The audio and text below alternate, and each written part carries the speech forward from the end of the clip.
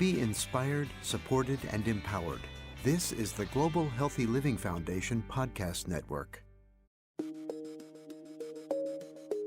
Living with ankylosing spondylitis and living with migraine just has me so empathetic for those who have other types of invisible diseases and illnesses. I think you look at me, you think I'm young, I must be fine. And, it's just a headache, or it's just a little back pain. Welcome to Talking Head Pain, the podcast that confronts head pain head on. Hi, I'm Joe Ko, Director of Education Digital Strategy at the Global Healthy Living Foundation and a migraine patient for over 20 years. I'm here today with Julienne Verdi, who is the Executive Director for the Alliance for Headache Disorders Advocacy, the organization that many of us in the migraine community know that runs Headache on the Hill. Outside of that, she's an attorney and a nonprofit leader. And for those who don't know, we've known each other since our early 20s. The world is in fact small. Julienne, how are you feeling today?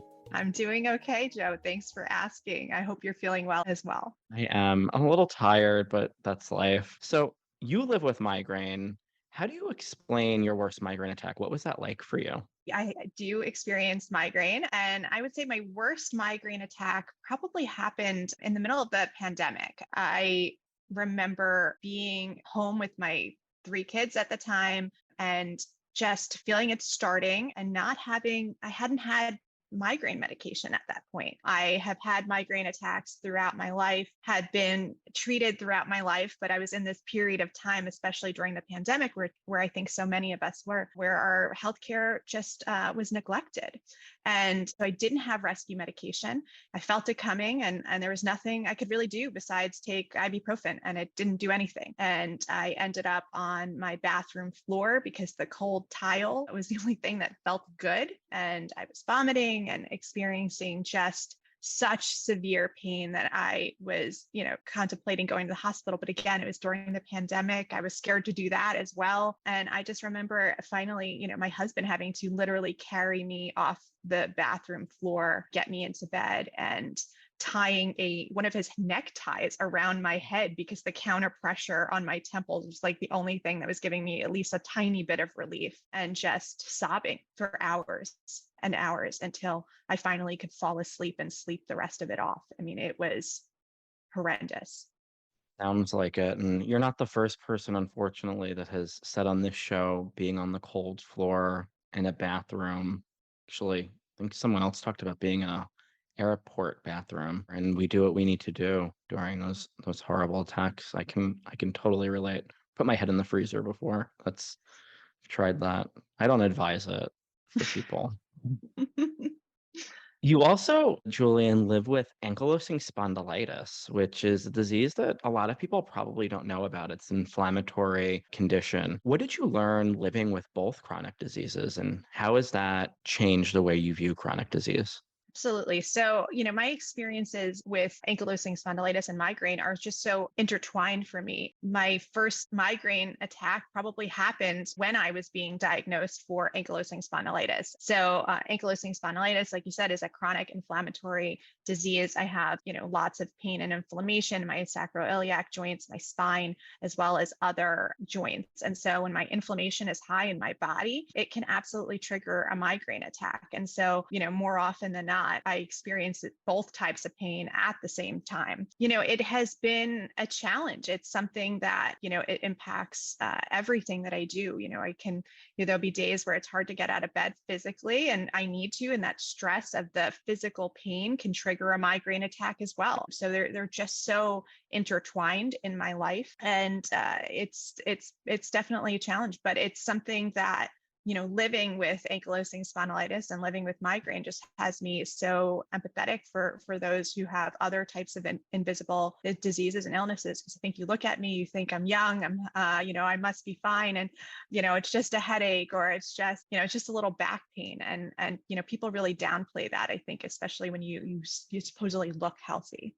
No, that's so true. And I know with both diseases, getting a diagnosis can be rough. Did you experience delays in getting diagnosed with both ankylosing spondylitis and or migraine? Absolutely. For both illnesses, both I started having symptoms in my teenage years, probably like 15 or 16 years old. And I did seek treatment for ankylosing spondylitis. I was going to doctors, and it took almost 10 years to get a diagnosis, to figure out what was going on with me. First they thought it was Lyme's disease, and they thought it was rheumatoid arthritis, or, whatever. Growing pains was really what I got in the beginning, must just be growing pains. And it was the same thing with migraine. And I think with migraine, especially, what I think really hindered me getting a diagnosis was that my family experienced migraine. My father does. And to this day, he still calls it a sinus headache, and so there's just so much misinformation out there. And so for years, I thought what I was experiencing, unless it was one of those really bad attacks where I'm on the bathroom floor, I thought all those other headaches that I was experiencing were just sinus headaches, and so I was taking a lot of over-the-counter medication. And because of that, I actually ended up giving myself ulcers, multiple stomach ulcers, from self-treating, because my providers weren't taking my pain seriously and helping me figure out what was going on and find safer medication to take. So I want to switch gears and talk about balance. How do you balance living with migraine and being a mother? I think that's one of the biggest challenges of my life. So I'm a mom of four. I have four young children, a 7-year-old, a 4-year-old, a 2-year-old, and a 1-month-old. We have a full house here. It brings so much joy to my life, but it's a challenge because there are absolutely those days where I just don't feel well, and the kids want me to play, and mommy has to say, no, I'm sorry, but mommy's not feeling well. And that is something that, breaks my heart every single time. There's become times where my son, will just start asking, like, are you feeling okay today, mommy? Can you play with me today? Because they know that I have so many of these days that aren't so good. And one of the things as a mother that I'm grappling with right now is that my son, who's 7, is starting to show some signs of having head pain himself. So, I started noticing over the last couple of months some instances where he's having, sort of an emotional outburst, and, then he kind of retreats to his room. And it's only later on, because I'll go in and check on him and he doesn't want to talk. And it's only later on where he's telling me he didn't want to talk because his head was hurting. And he's literally under the blanket, covering his head because of the light sensitivity, and he's experiencing head pain. And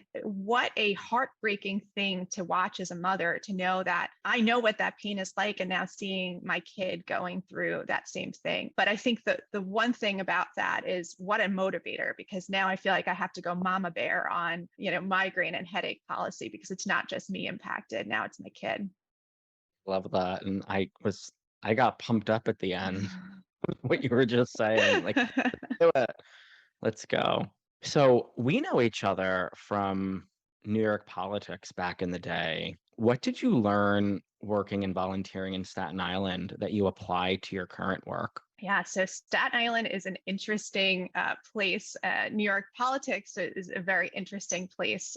It's a very closed community. There's just so much stigma, I think, also just with being from Staten Island, that I think it kind of I bring into this work now. There's so much stigma with having a headache disorder. But I think the other thing about this community is it is a little tight knit. The headache community is a little tight knit. And so breaking in and being an outsider, kind of coming into this work, because I haven't been in this field for a long time, although I've been experiencing migraine for a long time, I haven't been in this world. It could be a little insular. And I think that that's one of the things that I'm trying to work on within the organization, is making sure we're not just using acronyms without explaining what they are, right? And making things a little bit more approachable for those who aren't in this field.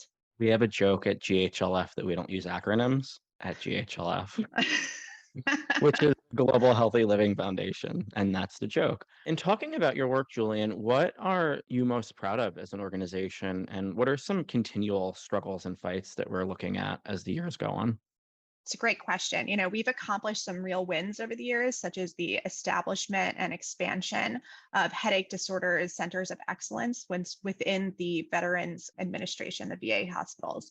And that's to treat veterans experiencing migraine and headache disorders. That's a community that's really impacted by headache and migraine disorders because of, various issues. Their exposure to toxic burn pits, which we've heard a lot about in the news lately. It's also because of they have a higher rate of concussions and other head injuries. And so these centers of excellence are treating these veterans who have made sort of the ultimate sacrifice and service to this country. We're finally treating them in a way that is acknowledging the immense impact of these disorders on their lives. So that's something that I'm really proud of, and I'm so proud that it's continuing to expand, and that work is something that we think is a model for that we hope that everybody would have access to. Really, we want everybody to have access to the same quality care that we've been able to secure for our veterans. And then in terms of areas where we think we need to continue to work, I think funding within the National Institute of Health, the NIH, so funding for migraine has been really low compared to the disease burden. It's actually the least funded research area related to disease burden within the NIH. And we believe that's unacceptable, and it's holding back progress for new and exciting research and treatments for headache disorders. And it also holds back providers from going into this field because there's less research money available to them. So we need to make it, exciting and well-funded for more doctors to get into this space. Last question for you. Can you tell me what you're most excited looking into the new year and the rest of this year with the Alliance for Headache Disorders Advocacy?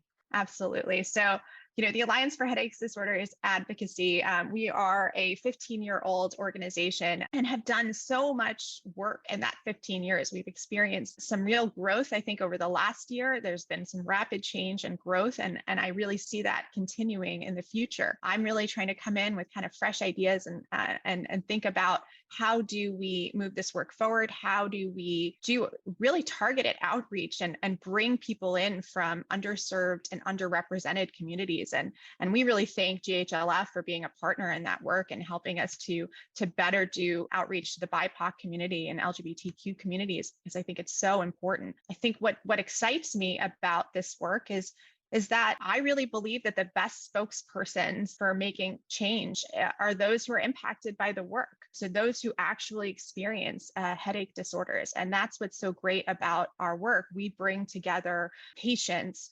providers, caregivers from all around the country and bring them to Washington, D.C., whether virtually or in person, to our Headache on the Hill event, where they advocate for change. They speak to their legislators, maybe for the first time ever they're ever experiencing an advocacy or a lobbying meeting. That's really empowering to go into a meeting, to tell your story to an elected official or their staff and impact change. And we're doing it. We've done it, and our advocates are doing it. Just in our last year, we brought 200 advocates from 48 states to our Headache on the Hill. And I think that made a difference, and it's continuing to make a difference. And I'm really excited. We're working on our asks already for this year. I think they're going to be great. And I think, I'm really hoping we'll bring even more folks. I would love to get to 50 states. So that's a little bit of a goal for me over the next couple of years. I personally can say it's a great event. I've been able to attend it in person, and I know that GHLF folks have supported it virtually and in person for many years. And it is truly empowering to be able to take pain and change it into purpose, which is something we talk about a lot here at GHLF. And I really appreciate your energy and time and passion and commitment to this work, and truly look forward to continuing to work and grow with you, Julienne. So thank you for joining me today. Thank you so much for having me and for the important work that you're doing to break down stigma. I think that the work that you're doing with this podcast, it's storytelling, and it's an incredibly powerful tool for impacting change. And, by speaking truth to power, telling our stories, we can break down stigma, change hearts and minds, and truly make a difference for the millions impacted by migraine and headache disorders in this country. And you're doing that work. And I'm so glad to call you a friend and partner in that. Thank you so much for listening to this episode of Talking Head Pain, the podcast that confronts head pain head on. If you like this episode, please give it an honest 5-star rating and subscribe so you never miss another one. I'm Joe Coe, and I will see you next time. Be inspired, supported, and empowered. This is the Global Healthy Living Foundation podcast network.